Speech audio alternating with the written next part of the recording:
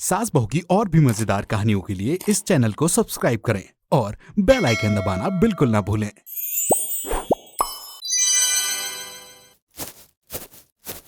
लखीमपुर के गांव में मंगला अपने बेटे और बहू के साथ रहा करती है।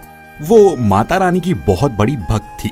हर रोज मंगला का दिन माता रानी का नाम लेकर ही शुरू होता, पर ये सब उसकी बहू जया को पसंद नहीं था और वो अपनी सास को परेशान करने की हमेशा कोशिश करती और उसका पति भी अपनी ही पत्नी की बात मानता। एक दिन मंगला को ध्यान आता है कि जल्द ही नवरात्रि आने वाली है और उसे पूजा की चिंता सताने लगी। वो सोचती है, कहा मैंने सोचा था कि इस बार मैं घर पर माता रानी का छोटा सा मंदिर बनाऊंगी, पर पूजा करने में ही इतनी परेशानी हो रही है। मेरी बहू ने तो मेरा जीना ही हराम किया हुआ है। वो तो मुझे पूजा बिल्कुल नहीं करने देगी।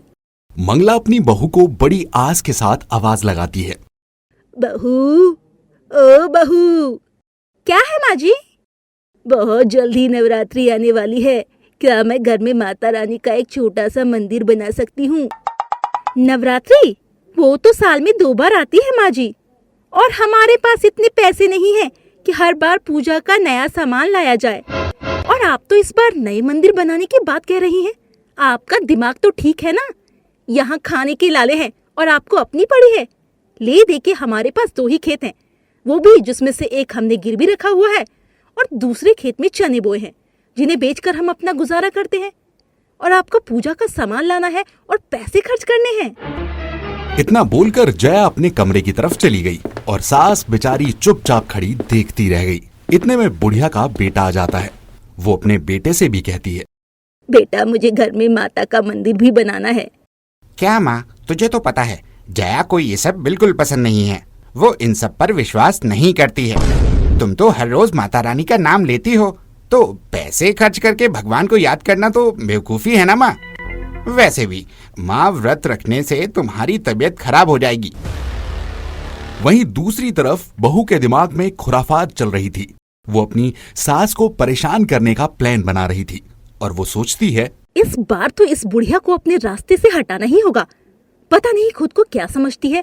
इतना दूर भेज दूंगी इसे कि अपने बेटे को मिलने को तरस जाएंगी। तभी कुछ दिन बाद पहला नवरात्र आता है। एक तरफ मंगला माता की पूजा की तैयारियों में व्यस्त थी, वहीं दूसरी तरफ बहू सास को परेशान करने के लिए तैयार थी। सुनिए जी, आज आपको और मुझे मेरे मायके जाना है। मेरे भतीजे का मुंडन है। अब हम कुछ दिन वहीं रहेंगे। अच्छा, पर कुछ दिन? ये तुम क्या कह रही हो? तुम्हारा दिमाग तो सही है ना?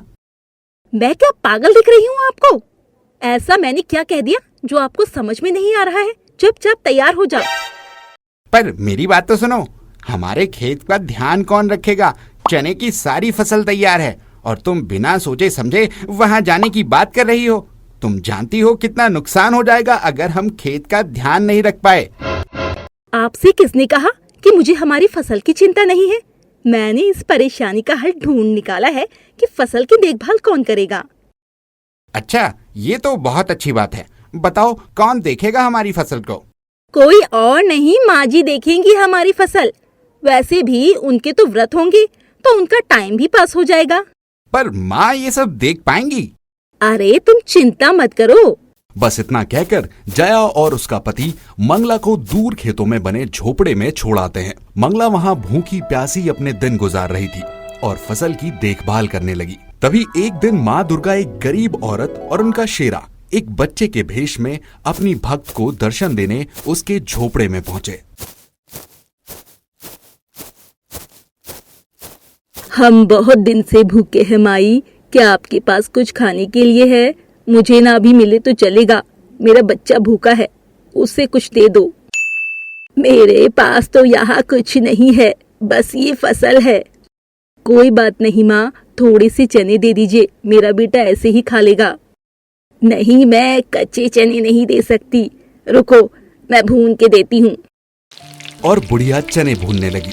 बच्चा चने खाकर आराम से अपनी माँ के साथ सो गया। मंगला जैसे ही सुबह उठती है, उसे हर तरफ सोना ही सोना नजर आता है। ये सब क्या हो गया? इतना सोना? ये मैं कहाँ आ गई हूँ? कल तो एक बच्चा और उसकी माँ मेरी झोपड़ी में आई थी, तो क्या वो मेरी माता रानी थी? माता रानी मेरे घर पर आई और मैंने सिर्फ चने खिलाए। ऐसा कैसे कर दिया मैंने? अब मैं क्या करूं? और वो समझ गई कि माता रानी उसके घर आई थी। बस फिर क्या था, पूरे गांव में ये बात पता चल गई। मंगला की बहू वापस आ चुकी थी। लालच के कारण वो अपनी सास को लेने आई और बोली, माँ जी कैसी हैं? आप चलिए अपने घर। बहू को लालच था कि सोना उसकी सास उसे ही देगी। तभी मंगला माता रानी के आगे सिर झुकाती है और बोलती है, माता रानी मुझे सोना चांदी कुछ नहीं चाहिए, मुझे बस मोक्ष दे दीजिए। तभी बुढ़िया अपने प्राण त्याग देती है। उसे तो मोक्ष प्राप्त हो जाता है, पर माता का प्रकोप जया के लिए तबाही लेकर आता है। वो सोने की झोपड़ी और सोना चांदी सब राख में बदल जाता है। सारी फसल भी खराब हो जाती है।